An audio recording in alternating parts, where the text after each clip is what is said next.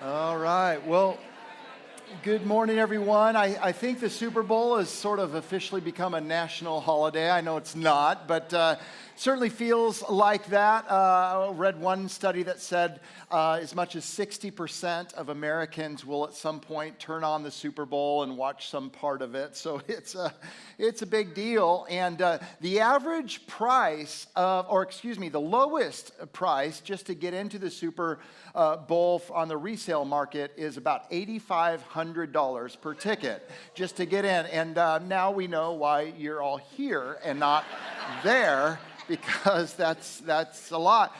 Just so you know, as you're watching the game, every 30-second commercial will cost somewhere around $7 million in advertising. And so anyway, it's become a big deal. You might be wondering why I'm not wearing a 49ers jersey. I'm going to get to that in just a moment. But I will say this, as a Seahawks fan, you need to know that I am rooting for the 49ers today. Absolutely. And it's really just because I'm a nice guy. I'm very gracious, and so go Niners. Also, their quarterback, Purdy, is a pretty good guy, and that's terrible. There's more dad jokes coming today, but he is a strong Christian that I've heard, and I think Christian McCaffrey, it's in his name, for crying out loud. So anyway, and as we know, there are no Christians on the Chiefs. Wah, wah. So we're gonna root for Team Jesus here and see how it goes. But anyway, glad to have you with us. You know, in sixth grade, my son Nathan played on a really great baseball team. They won the state championship. I think I don't know if they lost the entire year. I mean, just a lot of good coaches and talented players and the whole thing. But their home field, and maybe you've seen a field like this, their home field was constructed in a way that there was no outfield fence, so that you wouldn't hit the ball over the fence for a home run. But sometimes if you hit it really hard, kind of in between the outfielders, then it would roll all the way, it would just kind of keep rolling. Well, in the right field, there was this big hill, and on a rare occasion, there would be, some sixth grade boy who would just hit that ball, and it would go by the defender and roll all the way to the base of the hill. But there was this one day, an extraordinary day, I'll never forget it, in this field with no outfield fence, when a player on our team named Elijah Molden, he absolutely crushed a ball. He's a left-handed hitter, hit it into right field, and the ball didn't just roll to the hill. It landed, I'm not exaggerating, 40 feet on the hill, okay? I mean, it was just absolutely I think it may have been like a major league home run in a normal ball. It was just unbelievable. In fact, if there was no hill, the ball would still probably be rolling to this day. All right, that's what I'm talking. And in fact, legend has it that you can still see the indentation that his ball left on that hill. I mean, it's just as a sixth grader, and we had seen, Elijah do some remarkable things. He's super fast and super strong and not at all like a sixth grader, And we had seen him play extraordinary, but it was always fun to watch the parents of the opposing team, just kind of gasp like, who is this fella, that just did this kind of thing? And really, that's what the story we're going to look at today ends with. It ends with the disciples saying this, asking this question, who is this? Talking about Jesus. Now, by the way, Elijah Molden went on to play football at the University of Washington, and he was a two-time first-team all-conference, as a defensive back. And then today, he plays for the Tennessee Titans. And so now you understand why I'm wearing his jersey, and we're close friends with the family and got to baptize many of them and love them and cheering Elijah on. But anyway, so that's kind of my story here. So we're going to see in this story Jesus do something extraordinary, something supernatural, and you and I would call it maybe a miracle. In the Bible, they would call it like a sign or a wonder or mighty work or some kind of word like that. But it's really like a miracle, and we might define miracle this way. way. A miracle is a supernatural occurrence. In other words, it doesn't just happen naturally or normally what we would expect. Supernatural occurrence that breaks or transcends natural laws of nature, therefore defies human expectation. Miracles provide evidence, because it's supernatural, of God's presence and power in the world, and demonstrate his authority over creation. And so we see miracles in the Bible about creation and provision and protection and judgment. You think about the plagues or whatever, and healing and forgiveness, as Andrew Poe taught on last week, or nature as we'll see it today. I mean, just like these miraculous events. Now, there's a lot of miracles in the Bible, but just so you know, they're not like all over the place. And sometimes there's like centuries between recorded miracles. So it's not like they happen every. So they're truly miraculous. They're things that they're not ordinary, in fact. But John says that Jesus did so many healings and miracles and that sort of thing that most of them weren't even recorded. There were so many, but some of them were. And they were written down by Matthew, Mark, Luke, and John. Those are the four authors to the four gospel accounts that sort of give us a picture of the life of Jesus. Now, with every one of his miracles, there's always like something deeper behind them, right? There's this deeper, more profound truth behind them. In other words, Jesus never does miracles like as a magic trick, or just to, show off or something, because that's what I would do. I would be doing that wouldn't you, right? It's like, I can do this, right? I mean, it's, whatever. And, but he never does that. He always does it for a purpose. And essentially, miracles always intended to do two things. Number one, they were redemptive. In other words, they serve to save people, rescue people, awaken people, draw people to himself. And number two, not only were they redemptive, but they're revelatory. Revelatory about what? Well, who God is and his nature and his character and his purposes and those kinds of things. So he would do these things to draw attention to himself, to reveal himself and sort of expose him, reveal himself and teach his disciples something about himself. And so today we're going to look at a really famous story of Jesus calming a storm. All right, so it's found in 3 of the 4 gospel accounts in Matthew and Luke and then Mark, and we're going to look at the one in Mark chapter 4. And just a quick little background: Jesus has been teaching and he's been healing people, and he's been teaching parables and explaining these parables to his disciples and that sort of thing. And crowds, like enormous crowds, are gathering all around him, and they're so large that Jesus has this idea. Let's pick it up here in Mark 4:35. It says this: "That day, when evening came, he said to his disciples, 'Let's go over to the other side.'" All right, so he's talking about the other side of the lake, the other side of the Sea of Galilee. So whose idea was it to get into the boat? It was Jesus' idea. All right, that's important to know. Verse 36, "Leaving the crowd behind, they took him along, Jesus along, just as he was in the boat. There were also other boats with him." But as we'll see in just a moment, the weather starts getting really rough. And the tiny ship was tossed. And if not for the courage of the fearless crew, actually, that's not what happens. Some of you are familiar with Gilligan's Island and appreciate what I just said. Others of you are lost, and it's to your own detriment, actually, because that is a fantastic show. But anyway, look at verse 37. It says this: "A furious squall," I mean, that's how we refer to storms, right? No. But a furious squall came up, or a fierce storm, a great windstorm, the ESV says. "And the waves broke over the boat," or ESV says into the boat, "so that it was nearly swamped." So I'm going to share 3 things about storms, 3 things about us, 3 things about Jesus, all right? Number 1 is storms are common but sudden.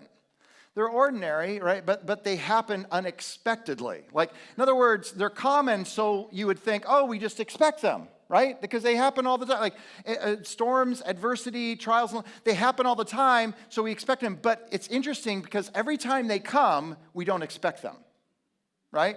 So they're ordinary, they're common. Now storms, physical storms, were a relatively common occurrence on the Sea of Galilee because the Sea of Galilee is a freshwater lake on the northern part of Israel. It's about 13 miles long, 8 miles wide, and the lake is the lowest freshwater lake in the world. It sits 700 feet below sea level, all right? So it's really down there, and it's only 40 miles from some mountains, including Mount Hermon, and the highest, which is the highest point in the region, Mount Hermon sits at like 92 feet above sea level. So the point is when that low area, the lake, there's the warm air down there, and then you got the cool air of the mountains nearby, and so what happened is the weather there would change really, really fast. Now, I know that's impossible for us in the Bay Area to get, but it would change really, really fast. And sometimes the storms would just kind of sweep in really quick and kind of surprise people and whatever. And so storms weren't uncommon. Again, the storms of life are both common but sudden. They surprise us. They sneak up on us. They seem to show up when we least expect it. Secondly, storms are symbolic. They're symbolic. And in the ancient world, storms were symbolic of darkness and destruction and death and devastation. And that metaphor applies to storms today, right? If you were using storms as a metaphor. So the imagery still works. So if you think about some of the devastation we've seen from hurricanes, for instance, like in 1992, Hurricane Andrew caused $26.5 billion in damage. I mean, just unbelievable, right? In 2012, Hurricane Sandy caused $75 billion in damage. In 2005, not to be outdone, Hurricane Katrina. Anybody remember Hurricane Katrina back there? I mean, it was a while ago, almost 19 years ago or so, but it hit the Gulf Coast. It caused $108 billion in damage. And then in 2017, Hurricanes Harvey and Irma, they kind of followed each other. They hit Texas and Florida and Louisiana. I don't know if you remember that. But it cost almost as much as $200 billion in damage. So the point is, few things are as devastating or destructive as storms. Storms symbolize the devastation that comes with life, all right? It's something that hits us hard. We're not talking about, I got a flat tire. Nobody wants a flat tire, but let's be honest, it's kind of an inconvenience. Like, you're probably still going to be okay. It might take a while for somebody to help you, or maybe you can change the tire yourself or whatever. But, and so those aren't really the storms I'm talking about significant adversity in life, right? And so, and what we want to realize is that the life of a Christian isn't always up and to the right and doesn't always get better and better and better and always, this is so beautiful and perfect and great and comfortable. It's like, no, life doesn't work that way, right? There's pain, there's difficulty. And I've shared a number of times, and we don't have time to get into it today, like, why does adversity exist and pain and suffering in the world, and especially in light of God being good and all these kinds of things. So I don't want to talk about that today, but I just want to make that obvious point that storms are symbolic of pain and difficulty and adversity, right? And then lastly, the third thought about storms is storms are uncontrollable. Uncontrollable. Now, I think we have this picture of like hurricane winds, hitting this house or whatever. Like, imagine you being inside that house, right? Imagine, just how loud it is, and the winds are just cranking through that residence or whatever. Like, there's no part of you that's trying to control the hurricane. Right? There's no thought within you. It's like, okay, nobody's a Marvel character in here. You know what I mean? Like, you're not mustering up some strength or whatever. You're basically just holding on, right? You're just trying to survive. You're trying to get through the storm and make it alive and then pick up the pieces on the other end. So that's kind of the idea here. And so this storm is uncontrollable. Let's keep reading the story here. Verse 38.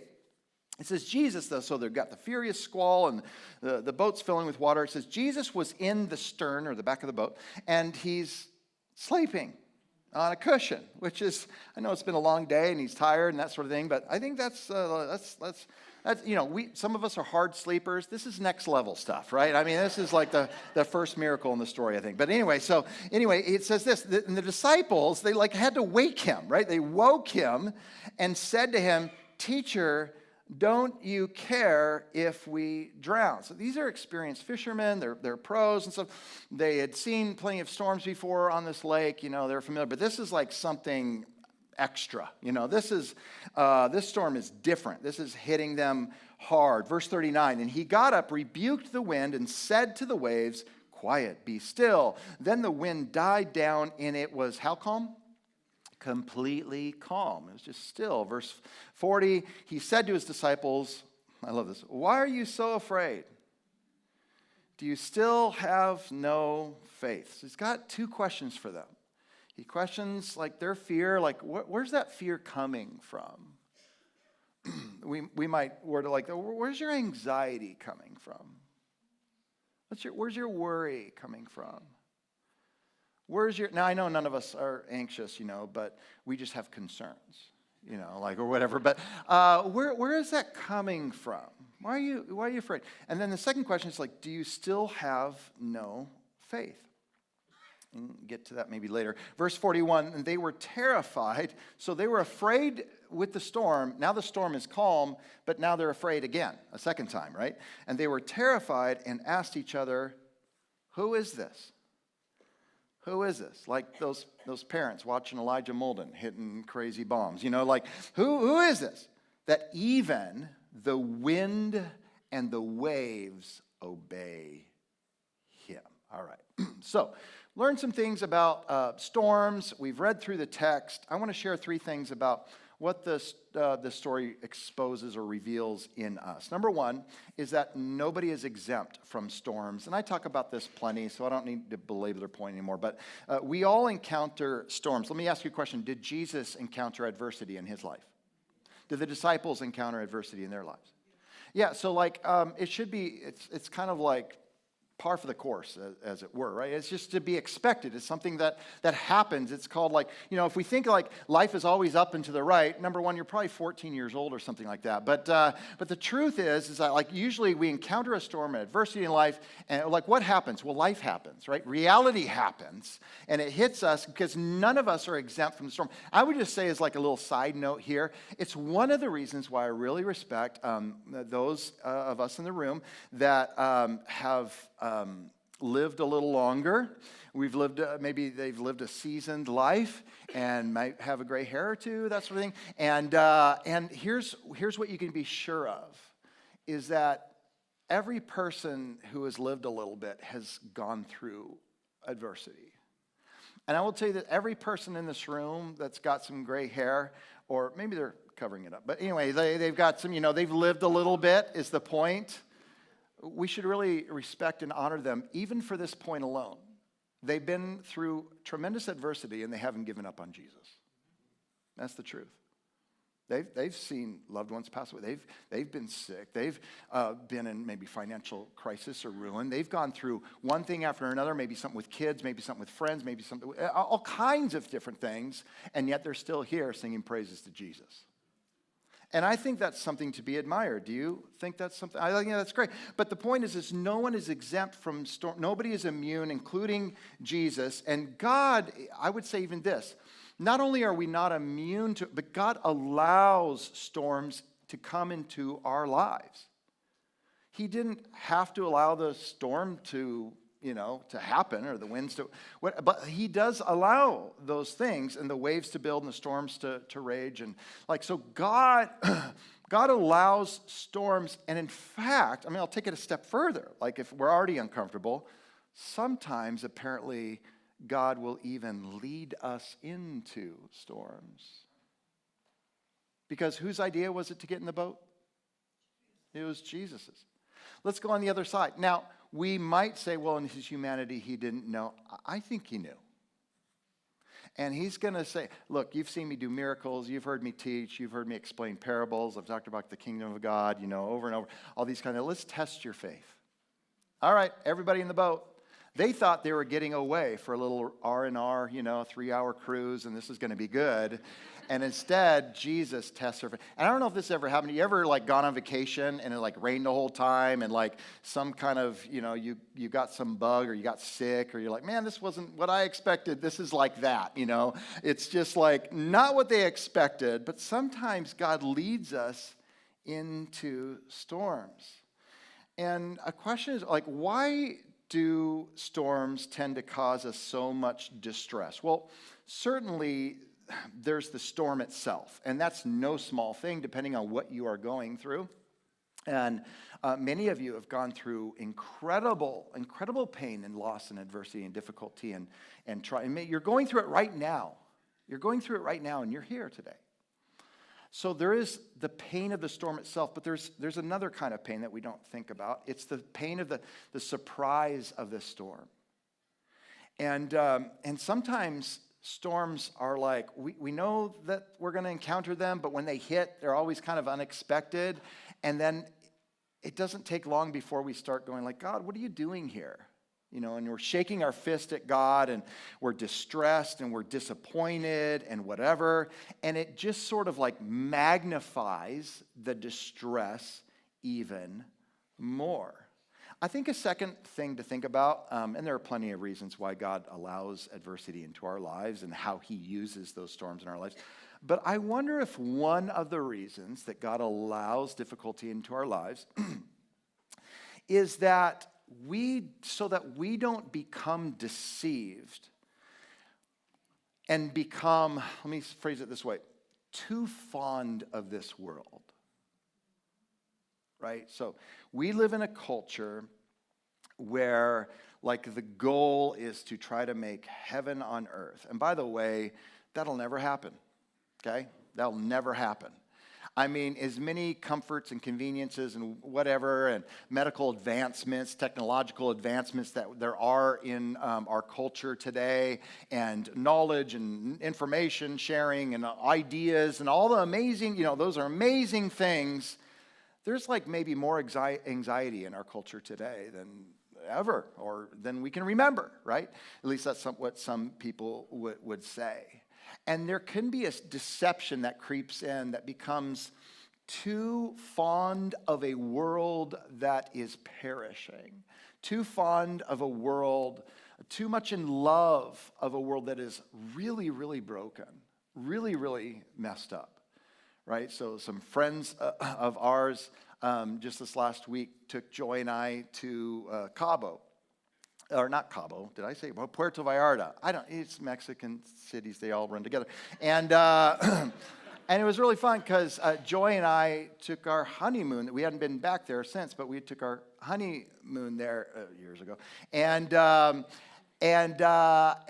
But we stayed at a place, how do I put it, that Joy and I wouldn't normally stay at, right? And what I'm saying is like a nicer place, okay? So like this place was like crazy, like really nice, and almost like the Four Seasons kind of nice. Well, it was the Four Seasons, but anyway. So I mean, it's like, believe me. We're like looking at it like, I don't know, do we need to go home? I think the church is fine, and like, God still reigns, and he could use us here in Puerto Vallarta, and you could learn Spanish, and whatever. And you kind of actually we're grateful for the time, but we're ready to come home too. So it was restful and relaxing. It was great, and with friends and all that kind of thing. And he was amazing. And yet, still, like, you see poverty, you see difficulty, you can't escape it. So as desperate as we are to make heaven on earth, we shouldn't become too fond of a world that is perishing. I just want to share that. Okay, so second thing about storms is that some storms really shake us. I mean, and rightly so, they're menacing, they're threatening, and they can be exhausting, distressing. This furious squall hits, these experienced fishermen. By the way, they're experienced fishermen, right? So they're very familiar, well, not all of them, but a number of them. And they're very familiar with the Sea of Galilee and that sort of thing, and storms. And they're also, though, they're committed to Jesus. And they had just witnessed Jesus do all kinds of miracles, right? And what are these guys doing? They're panicking, right? We're like, we're going to die. They wake Jesus up and they say to him, what? Teacher, don't you care if we what? Drown. Like, we're going to die. Now, you don't see it in our translation here, but I looked at a bunch of other translations. And so our translations that we read says, don't you care if we drown? Well, the ESV, New King James Version, and the New American Standard Bible say, don't you care that we are perishing? Right? Not if we drown, but that we are perishing. Another translation reads that we are drowning. Another translation is that we're about to drown. Another translation is that we're going to drown. In other words, the expectation of these disciples is that they're going to what? Die. They're totally convinced of their impending demise. Now, when life, I want to say this carefully. See, it appears to be under our control. I'll say it that way, right? Things seem to be under control. We got things kind of together. In that season of life, it's like, well, yes, I trust the Lord. I trust Jesus, and I'm not saying that we can't waver or whatever, but it's kind of easier in that space, right? But then when life is beyond our control, and mostly I'm speaking to the type A, people in the room, but I'm kidding, everybody, but I just mentioned them. But anyway, so when it's beyond, right, why do I say that? And I'm joking, but not, but it's like, because there's people that want to control everything, and they want to dictate terms, and want to decide, and want to, like, if I'm just smart enough and good enough and strong enough, and like I can figure out any problem, I can solve everything. Friends, there are things you can't solve. You cannot control storms.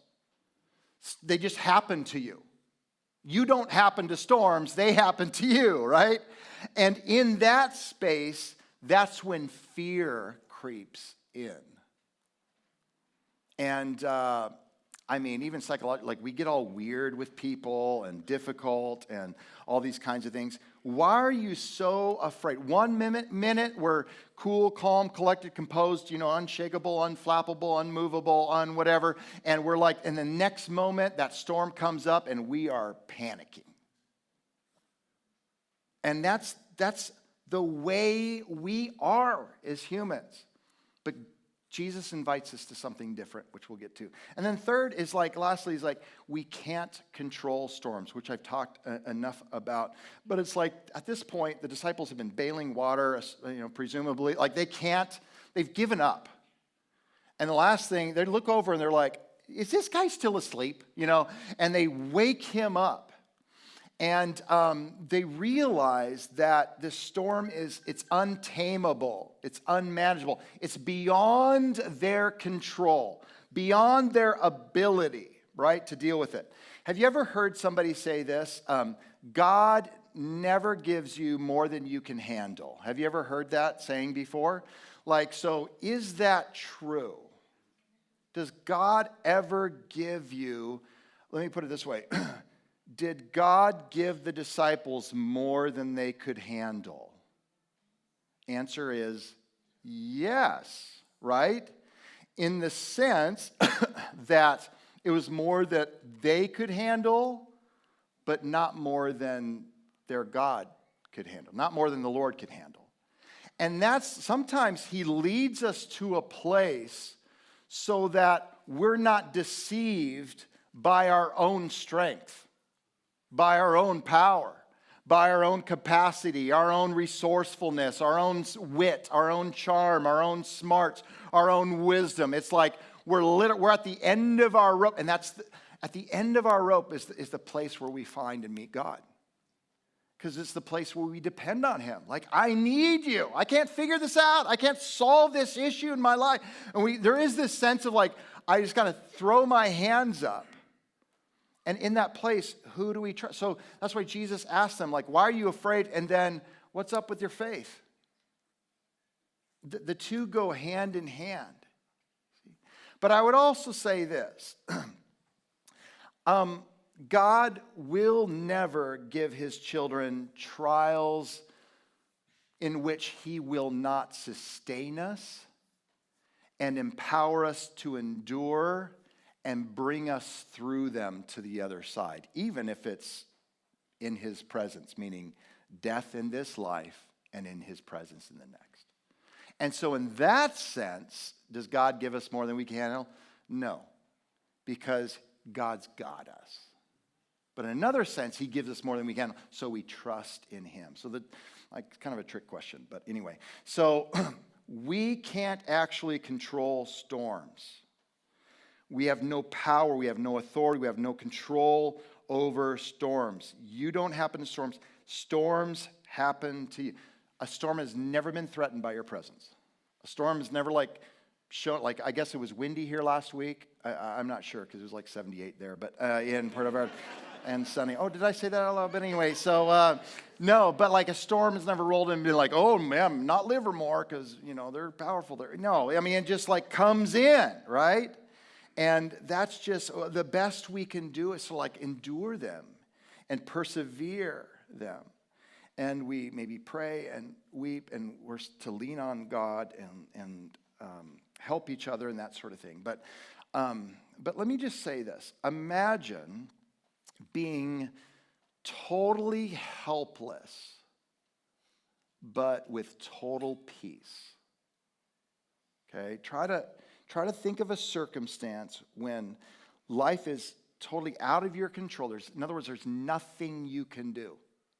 I mean, other than you just pray. There's there's nothing else you can do. But imagine in that space being also totally at peace.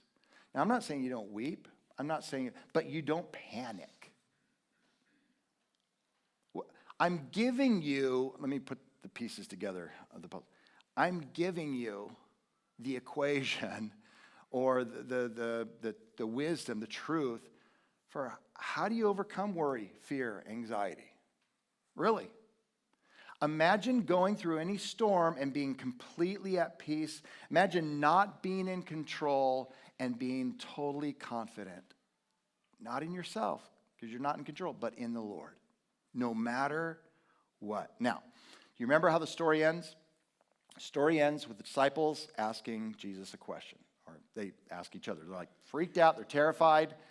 And then they ask this question. Who is this? Who is this? And I think Mark ends the story there because he wants us to ask that same question. Who are we talking about? Just somebody who can supposedly do miracles and teaches these amazing things and is like an upgraded Gandhi type of person? No, that's not who we're talking about. We're talking about someone greater, far infinitely greater than that. Okay, so what does the story lastly reveal about Jesus? Number one, Jesus, this is not going to surprise you, but it's important to recognize. Jesus is sometimes silent in the storm. You're going through something difficult, and you kind of metaphorically look over, and whoop, the Lord is sleeping, or so it seems. In other words, he's not paying attention. Let me say this. Another way to say this is he's not responding according to our timing. You ever been in that place before?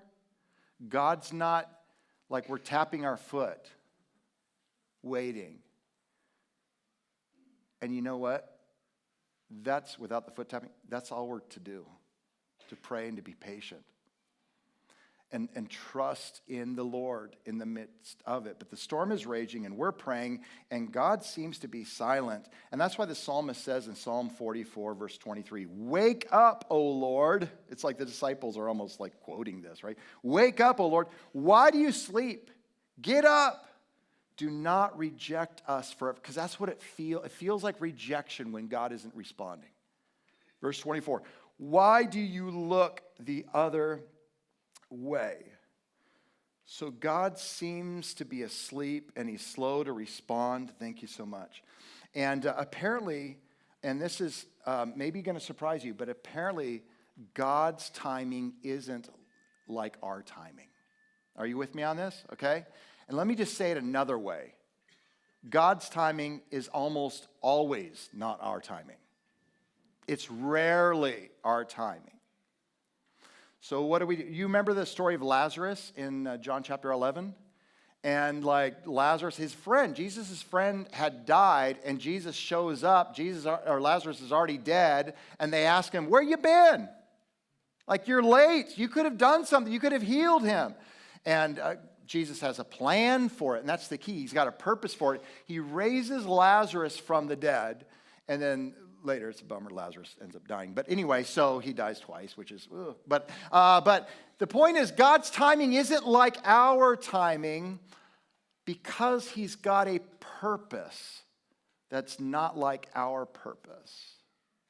And I will tell you this, I love this picture, like them waking Jesus up and asking him, don't you care? Like, I imagine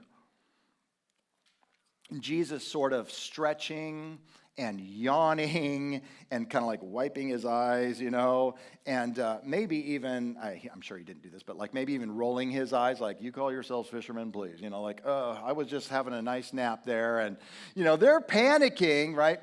And here's the truth, you guys. Apparently, our God refuses to be hurried. He is not on your schedule. He's not on my schedule. But think about it this way. Why would you want to hurry God? And why would we presume that our timing is somehow better than his timing? You see, we just have a very narrow, very small, incredibly small perspective.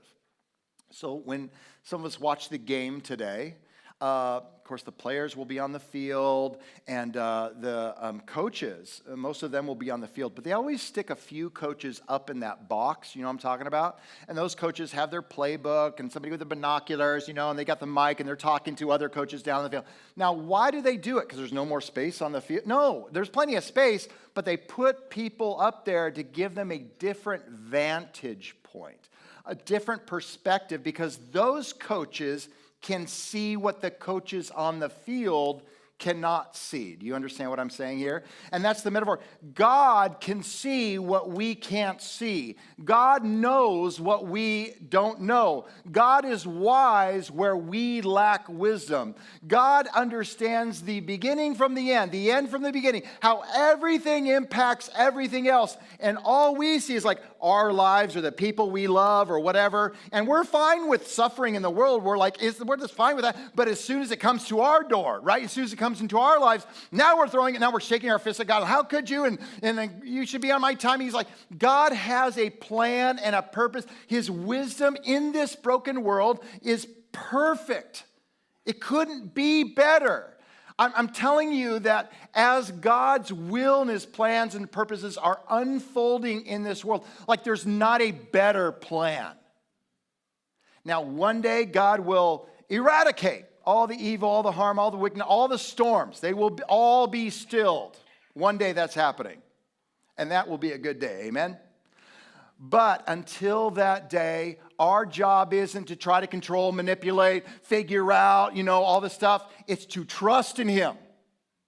It's to place our confidence, the fullness of our confidence in him, so that no matter what happens, we can say, Lord, this is better. What I'm going through is not good, but I know what you're allowing me to go through is actually better than what I have in mind.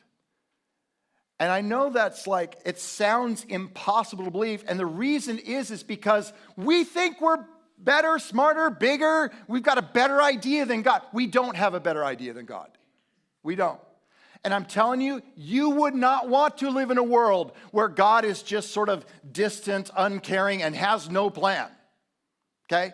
You don't want to live in a world where only people are ultimately in control. No, our God is ultimately, finally, I'm not saying that people aren't responsible for our decisions and their decisions, but ultimately God is in control. And he can see what we can't see, and his timing is best, and he won't be hurried. And how dare us make demands of him? Now we cry out to him. We plead with him. We sob. We grieve. We're hurt. God, I'm struggling with this. And he would say, well, I know you're struggling because you're human. You're not like me. But he's in control. And that's the second thing about Jesus. Jesus is in complete control of the storm. I mean complete. Now, how does Jesus still the storm? notice he doesn't, like, even in like the Marvel movies, somebody's like going, like kind of getting all hyped up and whatever, doing their, spell or what, they're doing something. Jesus doesn't do that. He doesn't roll up his sleeves. There's no incantation, wave a magic wand, abracadabra. He's not doing any of that. What is he doing? He just speaks. That's it. It says he rebukes the wind. He said to the waves. He spoke, and get this, they listened. Better than your kids, by the way. They listened to his voice. Why did they listen to his voice? Because they knew his voice. After all, he is the creator of the wind and the waves. He is the one who spoke creation into existence, time, space, matter. He spoke it all into existence. And so when he says, quiet, be still, those waves, those winds die down and they are stilled. They listen completely to him. I mean, who talks to nature like that? Who talks to nature like it's some impulsive, immature, impetuous, like 4-year-old child throwing a tantrum? Hey, zip it, Storm. Right? Who does that? Who's like, just speaks. And the storm's like, the one who creates all things, who's in charge of all things, who's in control of all things. Friends, Jesus is the Lord of the storm. He is sovereign over, he's in control of, he is Lord of the storm, and you need him to be Lord. I know there's a part of us that like somehow wants God to panic with us. Aren't we like that? Like we're going through something difficult and we're panicking. We want our friend to panic with us. You don't want King Jesus to panic with you. That's not his job. You sit and you rest at his feet. And you trust in him and you're patient with him and you understand his timing. The disciples are afraid Jesus is asleep. He has a funny way of viewing storms. The picture here, listen, Jesus is sleeping isn't out of indifference, like he doesn't care. He's sleeping because he's in complete control. I mean, if you want to understand this if you didn't have great parents, but if you had good parents, don't you remember being a child and maybe you were afraid of something, but your parents were like, it's okay, jump off the edge of this pool, I'll catch you, and you're like, no, whatever. Just having those moments, right? And then your parent, catches you or you're like, oh, mom, dad is strong. They can take care of me. They're stronger, they're bigger, they're in complete control. When I experienced the miracle of the birth of our kids, and because I was there in the room, that was really important. It wasn't like, you know what, I'm busy today. It wasn't one of those things. So I'm in the room, and we don't have any pictures or anything. But anyway, so there's labor happening, and one of the nurses, I remember like, oh, here comes the head. So I looked, and I shouldn't have looked. Because now I'm like, okay, kind of panicking inside, but trying to keep it calm. You guys know that? What I like, oh, I'm fine. Like you're sweating bullets, you're whatever. And anyway, and trying to play it cool and that sort of thing. But then there's the doctor or the nurses in the room, and it's like, as long as they're calm and cool, I can be calm and cool. It's actually what kids need to see in their parents, by the way. But it's what we get to see in our God. As long as he's not panicking, and is Jesus not panicking? He's asleep. He couldn't be any less panicking, right? As long as the doctor is calm, then now if the doctor is going, oh my, it's, whatever, he's running around the room and like, run for your lives or something like that. Like now it's panic time, right? But the doctor's like, okay, now I'm panicking, but like doctors, I've done this 1,000 times. The nurse has done this 1,000 times. Everything looks to be fine. It's going to be fine. See, the key to overcoming worry and anxiety is to remember the one who's ultimately in control. And I know we don't live in this culture. It's all about like what we can achieve and what we can accomplish and what we can do, and you can do it, and you're awesome, and you're great, and you're powerful, and finding your true self and your inner self and blah, blah, blah, all the self-help stuff. No, we need to trust in God who's in control. Completely in him, and in so doing that we might find that he is good. The last thing I'll just say is this, is that Jesus still cares even during the storm. Remember the question they asked him? Teacher, don't you what, care if we drown? Right? And that's what we're really looking for. It's like, okay, I believe God's powerful, but like, does he care? Does he actually care? What are they certain of in the story? They're certain of this. We are going to die. Here's what they're not certain of. Does Jesus even care?